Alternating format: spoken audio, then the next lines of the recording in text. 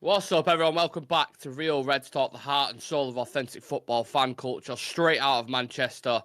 Big question. Do you want two players we don't want for one player that you don't want? That is the conversation we're going to have today about Ben Chilwell and Raheem Sterling potentially going one way and Jadon Sancho potentially going the other. Sounds like some kind of weird swinger thing going on there between United and Chelsea. Hopefully it's absolute bullshit, but there are a couple of credible journalists reporting it, so we'll discuss that. We're going to talk about Ugarte contract done within the next few hours, apparently. So close you can touch it. We're going to discuss Luckhurst reporting on multiple outgoings. I think that's interesting, the actual story that he's put out, and also Christian Eriksen to Ajax, as well as a move that we could see towards the last couple of days of the window. So we'll get Sam's thoughts on that as well. Much like Oasis reunited, Sam, two brothers on the show today. How are we? Yeah, not too bad. Bank holiday, so nice little day of rest and day at home, so it's not too bad. Everybody's losing it at the Oasis thing. I think they've got a couple of good songs, but I'm not like well excited for it. They've got some decent songs.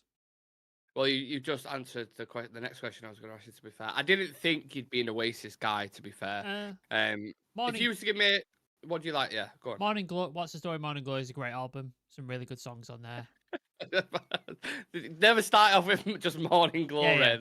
Yeah. Maybe say the full thing, then that'll be all right. There's some good Otherwise, songs. people might think you're a bit weird. There's some good songs on that album. I liked that album. Since then, I've not really paid attention much to them, so I'm sure they've got some other good stuff. But yeah, people are excited about it. It's a bit more indie rock for me than I like the harder edge. I like more metal sort of stuff like so. But yeah, they've got some good songs. I'm a fan. I'm a bit of a. I wouldn't say I'm I like hardcore or anything like that, but I do like quite a few of the songs. I think just that rawness, the fact they're from Manchester, just got that vibe to it.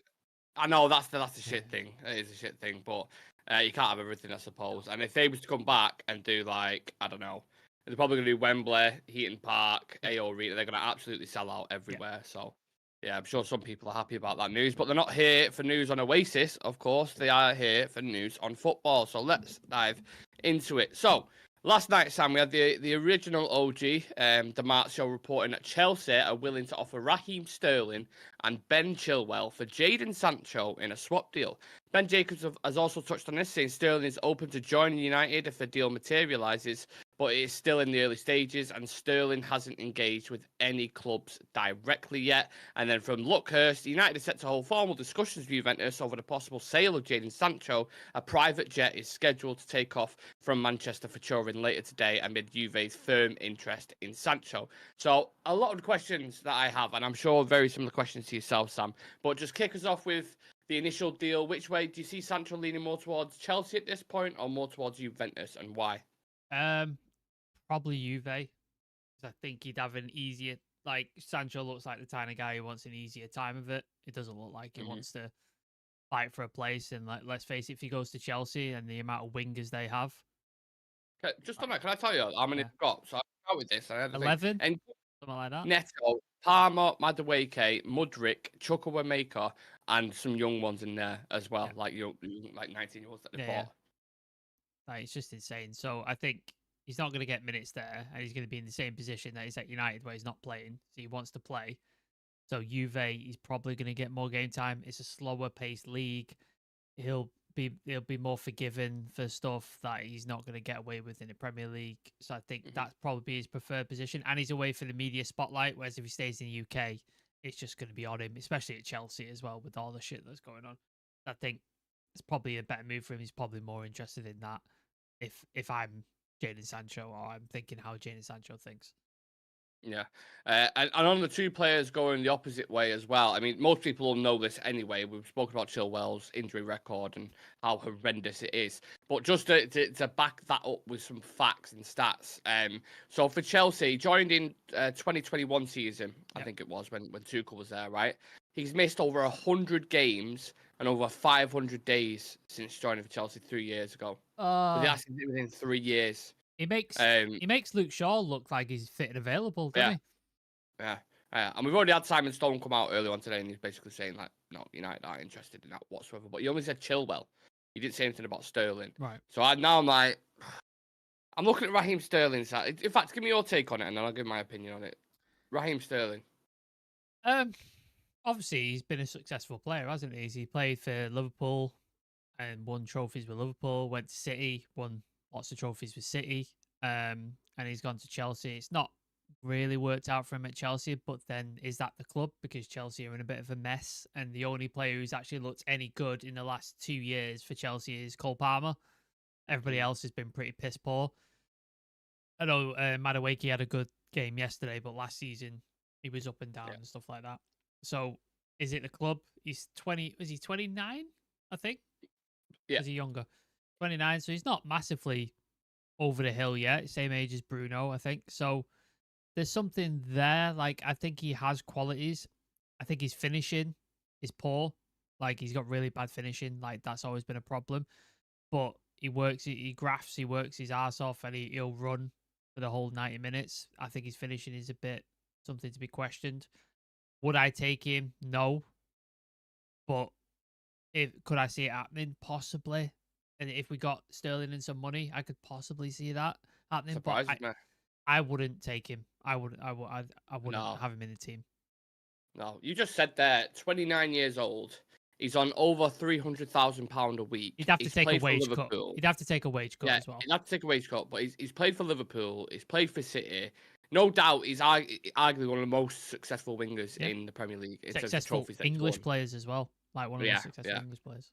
What he's done in the game, and there's no disrespect because Raheem Sterling's been a phenomenal winger for the past decade or so. But when you get to 29, 30, you saw it with Hazard when Hazard left Chelsea and he went to Real Madrid, completely fell off. It just doesn't seem like a deal with Ineos would even sniff, like even go near at all. So I imagine or hope that they would much prefer to do like a loan with an obligation with Juventus because. Unless Chelsea are going to offer Palmer or Madueke, I wouldn't even consider it. Like legit, I wouldn't. It's Palmer or nothing. Like I don't want anybody else from your team, especially the players that you've cut out and you clearly don't want, and you're trying to swap them. Like not a chance. Did you see what Jamie Carragher said about Palmer the other day? I saw him something about United should go in for him, but I didn't see what his full quote was. So the next 12 months, if Chelsea continue to fuck up and be Chelsea basically. United should definitely look at Cole Palmer. United fan, bring him in. He's on a 10-year deal. Like he's got 10 years on his contract. It's going to be 100+ million, isn't it? Like I think the opportunity was before he signed that new contract. Yeah, was there. Him doing that now, it's like you're paying a lot of money. Because then when we talk about severance payments with United about Wan-Bissaka and McTominay and Maguire, think about Cole Palmer. It's like, well, you guys still owe me 10 years. 300 grand for the next 10 years. So like 300 million basically or whatever. So I don't see that deal happening whatsoever. But yeah, what do we think people in the chat about this swap deal? A little bit mad in it. Joshua Owen saying signing Chilwell's basically signing another Luke Shaw. Absolutely bang on. Jonathan Ball, Rage Against the Machine. Yes, good band. I saw them at Download a few years ago. Do you remember when he went to Christmas #1? Over X Factor a few years ago. Yeah, I do. So to thank the UK, they played a headline set at Download Festival, and I saw it. Really good, really good. Cool. I don't even think I've ever listened to a Rage Against the Machine song. You must know. Fuck you! I don't do what you told me. Fuck you! I won't do oh what yes, you told. yes. Bam, bam. Yeah. I do. Hi Nick and Sam. Hi to all in the chat. Hope you're all good. Welcome, my damned United. Big up to yourself. We've got Dan Fenton in the chat as well. Real Reds Records, new brand. There you go. Talk about brand deals. I like the sound of that. Real Red Records. That'll be a diverse chat, that one, considering all the people on the channel's different music taste. Yeah, it'd be like metal rap, which actually is becoming a genre now. I've seen some videos of that. There was new metal back in the day, Linkin Park and Limp Bizkit. They sort of rapped over metal. So there you go. There's your hybrid sorted. Hybrid theory. David. Yeah, well, there we go. On it today. With that offer, we might as well just give them Sancho for free. That's from David Harrington. Shreyas is in the chat as well, saying hello, everyone. Don't rate him. Josh saying Sterling has been forced to train at home. The City thing and the Liverpool thing with Sterling just doesn't. He is a United fan, apparently. Like I've seen things. Yeah, I think so. I think he grew up. I know, but you hear that about players. He grew up he grew up in London, didn't he? He came through Queen's Park Rangers near Wembley. Yeah, Queen's Park Rangers Academy. Apparently, he grew up a United fan. So Interesting. Dave's saying we have enough wingers, even if Sancho leaves. If Chilwell was a horse, he would have been put down by now. Jesus Harsh, Christ. but true. Yeah. Wow. Yeah. We'd be better off saving the wages on Sancho. I did not expect that for the afternoon show. That is very, very strong words. Yeah, anyway, we'll move the topic on because obviously people are unhappy with this Sterling story, much like ourselves. So we'll talk about Ugarte, Sam. Yeah. This is from El País, is an outlet in France. Ugarte could sign his United contract in the next hours. PSG wanted 60 million euros. United have offered in the region of 52 million euros. PSG lowered their price. The deal is practically closed. Some interesting choice of words in there. 45 million pounds, good price, that, innit?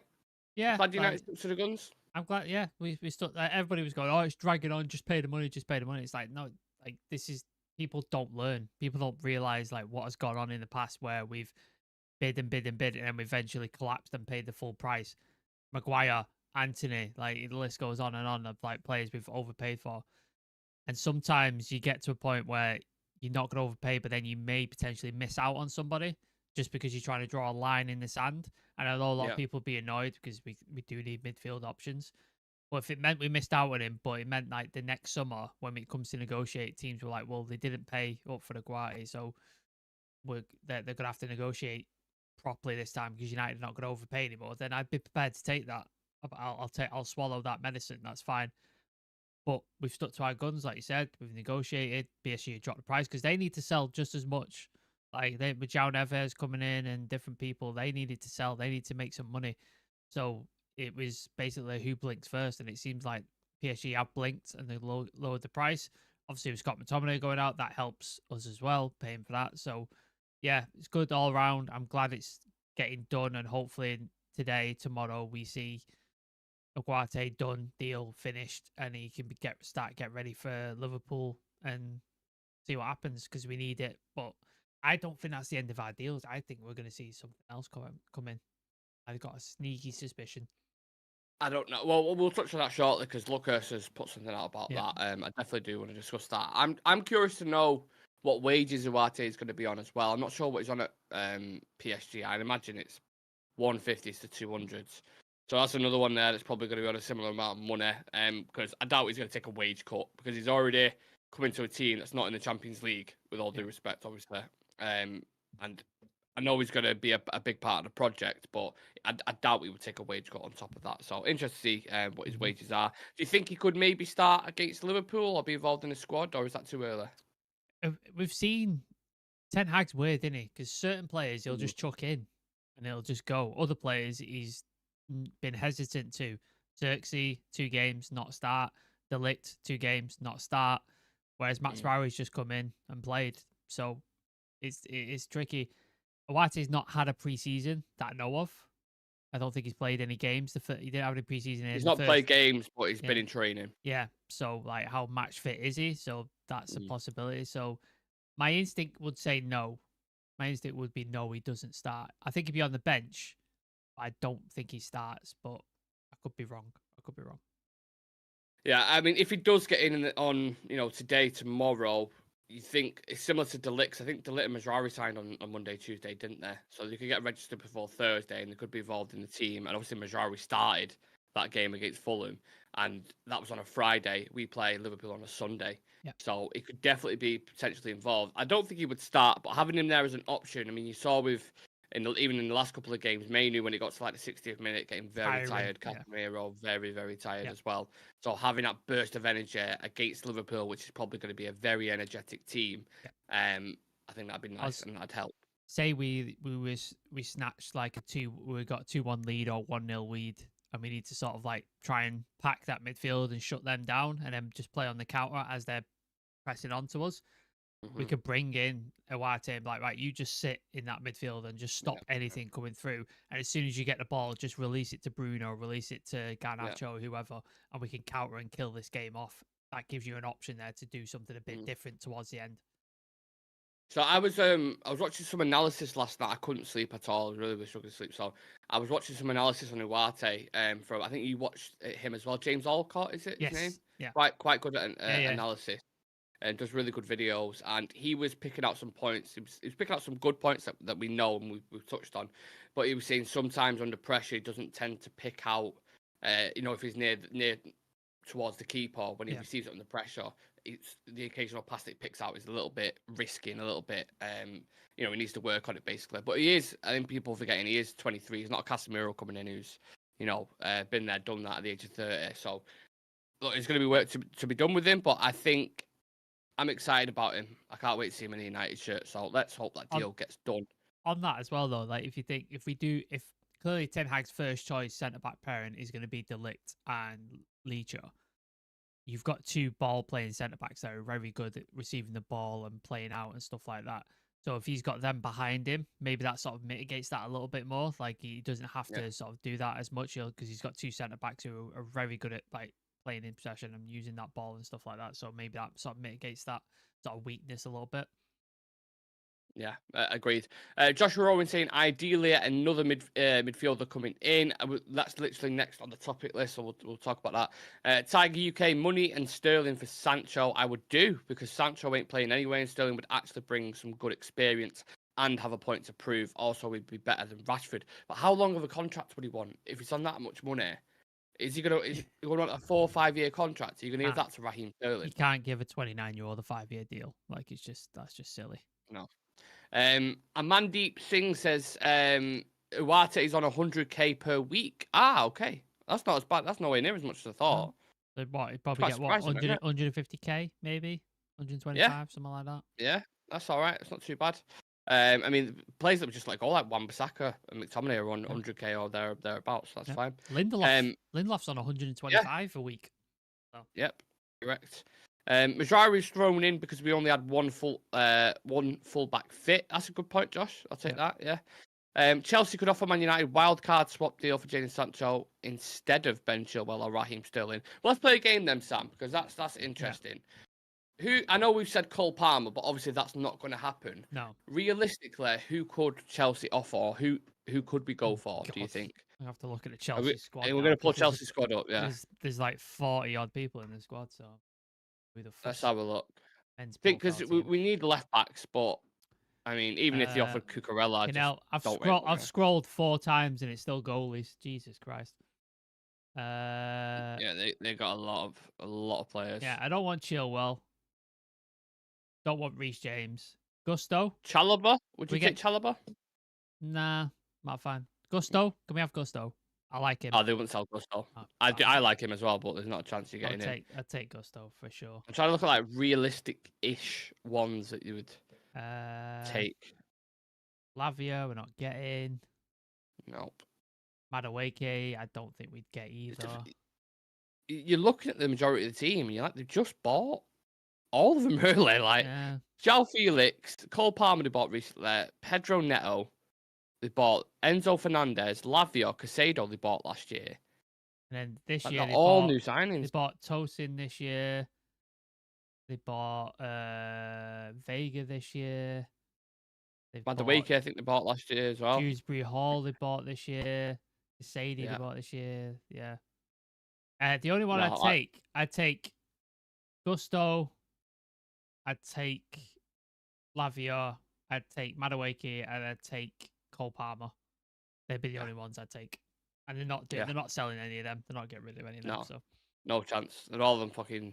They're all tied up with pensions and everything with Chelsea already. 100,000, not bad at all for Ugarte. Dave saying if Shaw was fit, is it okay to call you Dave? David, let me know.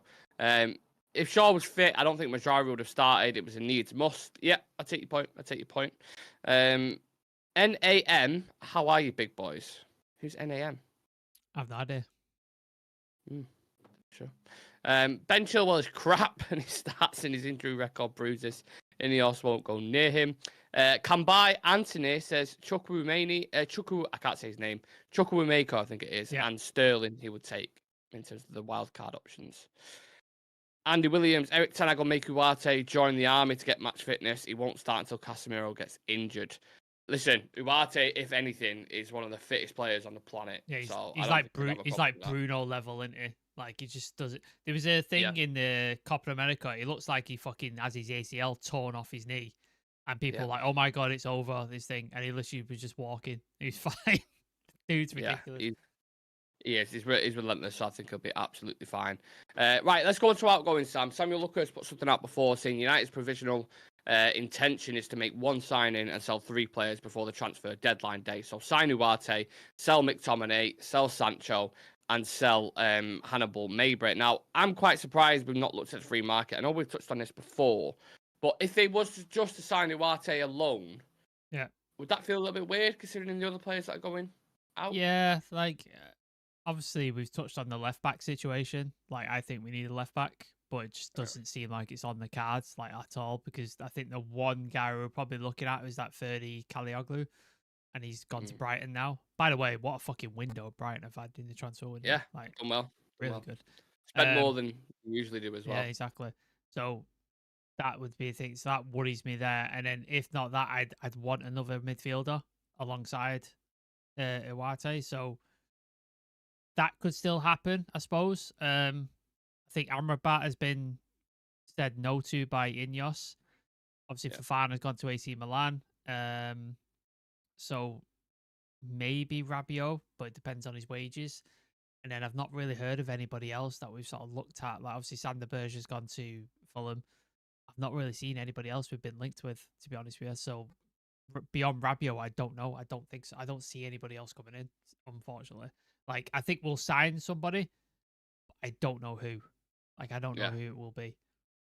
I'm not sure. I have a feeling it's Ugarte and that's it, but maybe I'll be surprised. Yesterday we did a bit like a quick calculation of outgoings, didn't we? I've done a little bit more of a detailed one, just to give people kind of a picture of where we're at with the situation at the minute. So obviously with our sales currently, it's around £100 million. Yeah. If you sell Sancho on top of that, 140 million. If that's a big if, because I still think it's probably going to go out on loan. Yeah. We've spent 145 mil on transfers, so your net spends 5 there straight away. The wages that we've removed with Varane and Martial is around 24 million a year. That's how much it's worth. That's mental, that, isn't it? That's fucking 500k mental. a week. And both of them. If Sancho goes on a loan, if they pay his wages in full, that's what was he on 350k a week for a year for a full season. That's good as well. Like they take that off the books. Yeah, so that's about 14 million in itself, which again is crazy. So if you get Ugarte on top of that, you spent about 50 mil net spend in this transfer window, which is why I'm like, if you're selling McTominay, don't use it for PSR reasons. Go and replace McTominay, because who's going to replace McTominay's goals? Yeah, that's how I feel. You need somebody in the midfield who's. You don't want a 10 just because they're not going to play in front of Bruno. No. Like it's just not going to happen. You need an 8 who's capable of versatile midfield, goal scorer. Goal scoring 8 is what you want. Like that's the kind of player you want. Who can sort of do the defensive dog work, but also can get on the end of stuff, get into the box, create problems. He's got a good shot on him. That'd be nice to get. And I think Rabiot fits the bill. To be honest, I think Rabiot is really fits the bill. But again, the wages. Because we're not going to pay, like, Ineos is just not going to pay 200, 300k a week for a guy. How old is he, 29, 28? Yeah. Like, it's in that sense, it's similar to Sterling in the sense like, why would you sign someone there? Yeah.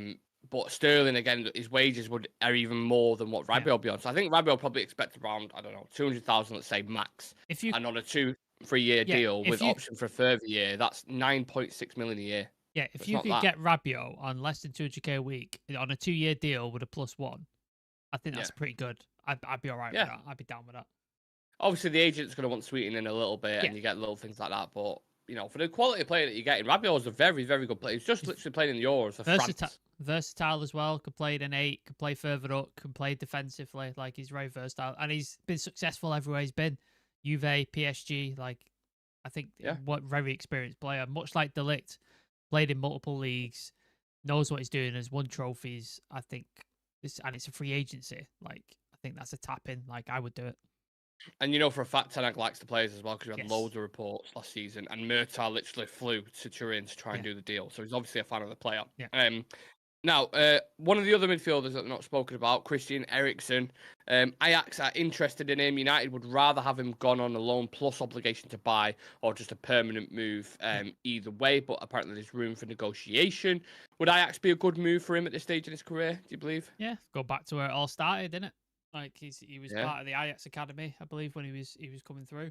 So why not go back there? He knows the country really well. Like he's been there for a few times. So and it's a nice pace in it. The Dutch league, it's nothing too intensive. Yeah. I think he'd get a bit more of a free role. Wouldn't have to be defensive and stuff like. He'd just be like playing that 10 and just pick passes out, score a couple of goals. I think it'd be all right. I think he'd be all right with in that. Don't think we get much money for him, to be honest with you. Like I think maybe 5 million at max we'd probably get for him. But yeah, like if he wants to play first team football, I think he needs to go somewhere else because I think at United he's going to be a guy who comes off the bench for 10 minutes. I think that's going to be Yeah, the limit of his role. there was times, wasn't there, when we was watching last season or even in the first year where he's playing as a 6, and you're like, oh my lord, what is going? Christian Eriksen as a 6, just because Ten Hag wanted that progression through the lines. But what he gives you, or what he doesn't give you, sorry, off the ball was so evident. Like teams, when we'd play him, would just target him because you'd get runners off him. I remember it clear as day in the City game. De Bruyne, Walker on that right hand side, just making a meal of it because of the space that he was leaving. I think his football brains fantastic, and you saw that at the Euros. He's actually quite good for Denmark. But international football again, different tempo as well. He's got no responsibility for Denmark either. It's literally just stay in that half space between the halfway line and the box and just get on the ball and pick passes out or get a shot off. That's all he has to do. Whereas at United, you expect it to do so much more. Track back, get tackles in, be involved in the defensive work. And it's just like when you do that, he just runs him into the ground. And he just can't do it. You saw he did it for a year for United. Literally next season, he looks like a different player. He's fallen off completely because he's just been running to the ground. So obviously the guy's got a heart condition as well. So that's not going to help matters like running that hard. So yeah, I think go to Ajax, man. He'll have a good career out there and he'll be very well appreciated. Yeah, well, you've seen Jordan Henderson go over there, haven't you? And he's obviously way past it. And they appreciate him. They really like him as a player. So I think, to be fair, getting them back to the top, Eriksen would be a good signing for Ajax. I think he'd do well. And obviously Ten Hag knows him very well, so a deal could be done there. Again, another one to keep. End of this window, there could be a few players. Yeah, this Hannibal week. Mejbra, this week. Eriksen, Sancho. I've just seen the Hannibal one just now. Burnley still pursuing deal for Hannibal Mejbra. Discussions continue over structure of the deal and sell-on clauses. So that's from Sky Sports today. So yeah. Can we just a journalist, right? And look, I love Fabrizio Romano and David Ornstein doesn't do it as much, but Romano with this Ugarte deal, he's just tweeting emojis at this point to get interaction and engagement. Like every single, it's never an update now. Usually it used to be like, we're going to book medicals, going to do this. Now there's a tweet about Ugarte. It's just fucking like eye emojis and timers. It's like, yeah, we know, we're waiting. United, he knows United fans are so desperate for anything with Ugarte. So if he puts anything with Ugarte, people are just like they're on it, and he knows the game. Like he's gaming the system. He knows how it works. Yeah, it's just annoying. Just announce it when it's done. That is getting closer and closer though. Yeah. Just seen Sven-Göran Eriksson has passed away at the age of 76. Oh wow. Yeah, he had cancer, right? Yeah, pancreatic cancer. So yeah, unfortunately he's passed away today. So yeah, R.I.P. to Sven-Göran Eriksson. Rest in peace, Sven. Absolutely. What years was he managed England? Is that like 2004, 5? Like around the time? Yeah, I think roughly. Early 2000s to like mid 2000s, I think, wasn't it? Yeah. It was him, and then was it Capello? After Sven? Yeah, I think Capello's like around 2008, and 10, then McLaren, and then McLaren after that, wasn't it? When we didn't qualify for the Euros. Oh, McLaren, Jesus Christ. He's managing Jamaica now, isn't he? Yeah. Has he done the accent yet? I want to see a video. No, God, I hope he doesn't. I really hope he doesn't. Jesus Christ. We've also had a bit of an update on Ugarte. Manchester United have a broad agreement in principle with PSG over the signing of man with Ugarte. The overall fee is in the region of £50 million. Talks are ongoing over the structure of the fee and the makeup of the performance-related add-ons. So, yeah, if that is an update, again, it's one of those where it's kind of... We all know the details by this point. We're live on this channel twice a day. We've covered every blade of grass with this. The only thing left to do, quite literally, is just the deal is done. And he flies out to fucking... Because he's been waiting a while. He's been pushing a lot, according July, to innit? journalists. I think that was. Guys, he's been really pushing and just didn't move. If you've got any questions for the last 4 minutes, drop them in the chat. And we'll try and answer them, and then we'll get out of here because I think that's all the news, Nick. Unless there's anything else. Yeah, I think pretty much covered at this point. I mean, that's why we didn't really go live last night. That's one thing I want to say actually, whilst we are live at the minute. Sometimes when we have scheduled shows, if there's no news whatsoever, we're not just going to go live for the sake of it, just to give you his bullshit effectively. We want a show that's got actual content and context in it. So yeah, that was just about last night. That's why we didn't go live. Just thank God he never achieved his goal of being the Liverpool manager. That's from Vince. Tiger UK says, rest in peace, Ven. That man actually got to nail Eureka Johnson in the prime. He did. He did. What a guy. Actually forgot about that whole debacle. That's crazy. Liverpool made their first signing, by the way, according to Joshua Owen. Oh, is it Mamardashvili, the goalie? Oh, is it the keeper? Yeah. Oh, no, but he's going on loan. Thinking... He's staying on loan at Valencia for the season, so he's not even there this season. So what, is he going to be a second choice goalkeeper? I think so. I quite like their second one. Is it Callahan? Yeah, Irish goalkeeper. He did really well. Yeah, maybe he wants to play first team. Maybe he thinks. Because I thought he was good. I liked him. I thought he was a decent keeper. Same with City. He's really annoying. Their second goalies are really fucking good. Yeah, Ortega. He's fucking great goalkeeper. Was it the FA Cup final last year? Obviously not the one we just won. The one before that. Yeah. Put in a really good performance, didn't he? Yeah, incredible. Fucking annoying. They've got two great goalies, and we haven't barely seen fucking Bayern there. Seen one pissing game. I don't even know how good he is. Sancho, Juve, Chiesa over Sancho, Chelsea, Sterling. No, Chiesa. I think either way, look at it. More injury-prone players is not what we need at this point. I don't want more physio tables being taken up with players who can't stay fit, and Chiesa's one of them. He's just no. With our current form and continued difficulty in front of goal, what realistically is our target for the season? Very good question, Jonathan. Very good question. Sam, you want to go or do you want me to go? I think the target would be Champions League, wouldn't it? That'd be the target. However, for me personally, it would be progression in style of play and seeing something I can believe in, and that we're getting forward. So positioning, as long as it's not 8th, if it's above 8th and I see a progression and we see something advancing and something developing, I'm fine with that. But I think probably United's aims are probably Champions League football, I reckon. Yeah, I'd probably have to agree with that. Top 4. We've been back and forth in the chat, haven't we, about how we've set up, and some people are saying patience, like yourself and Chive. Yep. I don't know. I'm getting a little bit frustrated because I've had 2 years with Ten Hag. I give him the benefit of the doubt last year because of injuries, but this season, the tether is that long with him.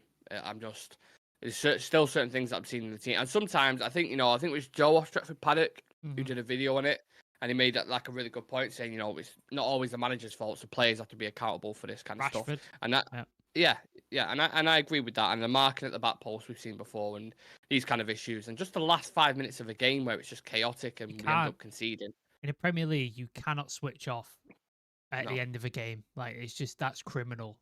If you switch off during a game, it's still not great, but then you've got time to sort of try and rectify it. But 95th minute and you switch off, that's ridiculous. You've got to be better. Happened loads, so have to be better than that. But then I'm is that because of the nature of how we're playing, how direct and vertical and constant that they're just fucked by the end of the game? There's no in-game management where it's keep hold of the ball. He just wants it to constantly, like a hamster wheel. We need to find a balance. I think that's the thing. It's during the game, obviously go for it, and you want to see exciting football. But in the 95th minute, and you're getting pressured, set up and just try and defend your box and stuff like that. Don't throw away a point in order to try and get 3 at some points in the 95th minute. So I think those things will iron out. The creases will iron out, hopefully. Obviously, we're 2 games in, so let's see. If we're in game 10, 11 and it's still happening, then obviously that's a cause for concern. But I think I'm open to be a little bit more patient, I think.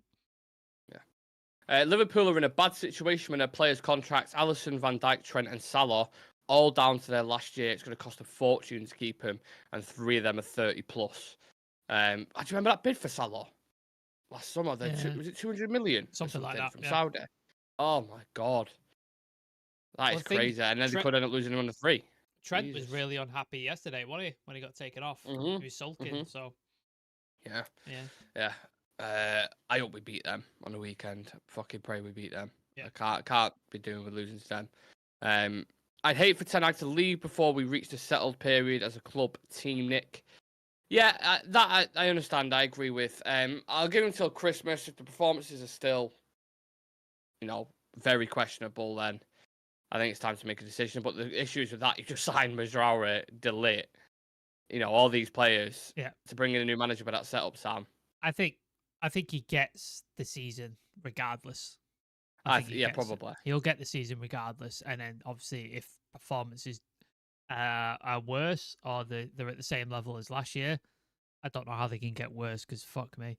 If they're at the same level or worse, I think he goes because I think Ineos are not about like giving people time after time after time after time to improve themselves. We've got rid of players who everybody was like, Varane was like, why are we getting rid of him? They was like, nah, he's too old, he's injury prone, and the wages, bang, gone. Scott McTominay, he's come through the academy, he's playing for goals, no, gone. They're ruthless, man, and they will get rid of things. So if Ten Hag doesn't perform or he doesn't reach the standard, he'll probably go. But I think he'll get the season regardless. Yeah. Vince is saying if we can get early goals, about 3 or 4, we won't have to worry about conceding in a dying 2 minutes in the game. Yeah, if we convert our chances, obviously the pressure, I get that, is a lot less. Are we back to Scholes saying we need some intelligence in midfield? Like, look, so when I said that, I'm saying, look, the way Ten Hag wants to set up, he ain't going to sign someone like a Zubamendi or a player that kind of who will dictate and control the tempo because, like I've just said, he wants tornado football, he wants back and forth. That's why Ugarte's coming in because he can eat up ground and he can just give it quickly. That's why that prototype of player is coming in. It stops. So I think it'd be nice at times. Yeah, exactly. Well, I think it'd be. Oh, wait, was you going to say? No. Oh, I think at times just nice, just in a 5-10 minute period, maybe you're 2-0 up, or you just scored a goal, just fucking bring them onto you. Take the sting out of the game. Sting out, and then you can still hit him in behind. Control the rhythm. Like Arne Slot did it with Liverpool against Brentford on Sunday. I think, and it kills me to say that, but he's been there, a month or whatever. You see that though, like the issue. I think that's individual players' quality because you see when Liverpool do the counter. It's one touch out of the feet, and they're more likely it's a perfectly weighted pass, and they time their runs exceptionally well. With United, you saw Ahmad, he got the ball, and instead of like one touch turning it, seeing Rashford make the run, he takes 2-3 more touches and then plays the ball behind him. And you're like, and it just kills the attack. Like the attack's dead at that point. And then other times, someone will get it out of the feet, and Rashford's made the run far too early. He plays the ball and he's offside. Like, how many times was he offside against Brighton? Like 5-6 times? Yeah, 27, ridiculous. Man. Like you've got to be better than that. You've got to time your runs better as a striker, as a forward. You have to be better than that. So that's not helping our thing either. When we try and transition, turn over quickly, you get things like that happening, which just kills your attack dead. Yeah, and then the Fulham game on Friday where he tries squaring, it's a shit pass and then Garnacho with a shit finish. Yeah, what did you like to think of Mount? Second game in a row. As soon as he goes off, we lose all control. My personal opinion is I think he leads the press. He's the main figure in that. He's almost like the captain of the press, I'd probably call him. Very, very good at it, very dogged. However, you lose a number 9 when he plays. So you better, as a collective, pressing and forcing the opposition into mistakes. But then when you do get a turnover, there isn't a number 9 to finish it. So it's like, what I would do, I put this in the chat earlier today, and I don't want to give away my full predicted 11, but I would start Xerxes, Mount, Garnacho, and Bruno as your front 4. That's what I'd go with. But Sam, what did you make of Mount in the last game? Yeah, his pressing's really, really good. Covers blades to grass, works really, really hard. I like what he provides. But again, like you said, play him, you're probably gonna have to drop Bruno or you have to drop a striker. And I like Bruno and I like Mount together, but like their striking instinct isn't as sharp as like a number 9 is like a Højlund, like a Xerxes, where you need somebody who's there on the end of things who will finish it. So it's tricky to find where he fits in. But maybe when Ugarte comes in, you could play Mount in the 8 when you need to rest Cobby. So Cobby gets some time off and he gives that dogged work in that 8 and he covers thing. And then Ugarte can just screen and Mount can push forward, lead that press and play with Bruno in like a double 10 pivot thing, and the Ugarte can just sit. And then other times when you need to rest Bruno or something like that, you can put Mount there instead and he can play in that 10 position dictating stuff. So I think he's versatile enough to do that, but it just depends how Ten Hag wants to set up, man. I'm not sure once he gets strikers fit like Xerxes and Højlund, I'm not sure how it's going to set up, but it'll be interesting. I think in certain games, like if he was both fit and available now, I would, because of Mainoo's fitness, I would start Ugarte and Casemiro and Bruno in that midfield, just because I think you need it in games like that. You've still got enough creativity because Casemiro can do that. Those first time passes. Casemiro's got goal threat as well. He's a goal threat, Casemiro. Like, and if he doesn't have to worry about the defensive work, he can just stay forward, which helps you sort of like create chances and finish them. Going to make the preview on Thursday all more interesting for sure. Random guy with a super chat. Appreciate you, brother. Thank you very much. Just back from uni. Mount must be a bench option. We'll see. We'll see. Maybe he will get dropped against Liverpool. I don't think he will. I think he'll start, but again, we'll see. We've got options now at least to do that. We'll finish on this, Sam, if you're up for it. Did you guys see the two controversial moments at the end of the Bournemouth versus Newcastle game? Did you see him first and foremost? Yeah, I watched the game. What's your take on it? The handball thing's fucking disgrace. Like, the amount of times you've seen those, like, fine, like, it's on his fucking shirt line. I'm just like, and he's not putting his arm in an unnatural position. He's not trying to hit. He's literally trying to head the ball and it hits his shoulder. That was ridiculous. And then the fucking clothesline. How is that not red card? It? He just literally just fucking leveled the dude with his arm. I'm like, not even a yellow, nothing. Yeah. And it's like Casemiro got sent off for grabbing a guy's collar, and like that goes on. Joe Linton's fucking clothesline, like a JBL clothesline from hell, the keeper, and done it against yellow. We're 2 weeks in. We're 2 weeks in, and VAR is already cocking up. Like, it's ridiculous. It's fucking shit, man. Like, honest to God, they were like, "Oh, we're gonna change this." It's not. It's already shit, and it's 2 weeks in. Fuck's sake. Yeah, I was watching Ref Watch before on Sky Sports with that Dermot Gallagher, and it was, I can't remember the other ones who were on it as well. But they were saying the reason why they give it. So that Dermot Gallagher first of all said he believes the goal should have been given. Like, it's not handball, it's nowhere near in time, and it's his shoulder that he's put it in with. So when they the reason why they did it, conclusive evidence apparently, was because the ball. So where the t-shirt line is there, the ball was on it, but much like, you know, like if a ball's on the line or on the goal line or whatever, if it's slightly over, they give it I can't remember the full kind of context to it, but it was like because it was touching his arm still a little bit, that's why they give the handball. But it was the majority of it was on his sleeve, basically. Such bullshit, man. Such fucking. That's why they give it. Ridiculous. Like the Xerxes one. What is he supposed to do? Because he's sliding in. How is he supposed to get out of the way? Like, if he lies down flat and goes in, it doesn't touch him. That's fine, but because he was sliding in and it touches his knee when it was already on the way in anyway, like, for fuck's sake, man, like, come on, let's sort this shit out.